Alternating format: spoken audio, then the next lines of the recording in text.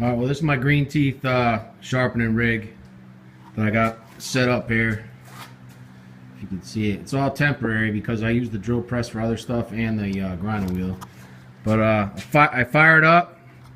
Everything fired up.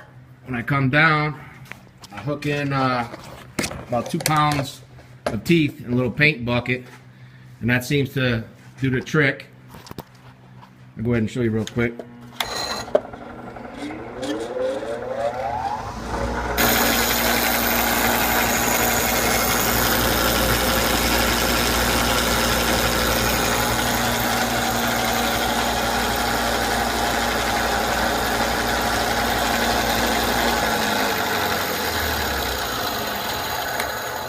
I usually let that go for about a minute and 20 seconds, and here's what they look like going in, and then coming out, they're like brand spanking new. So yeah, it's not that hard. Buy yourself a cheap drill press and grinder wheel and you're all set.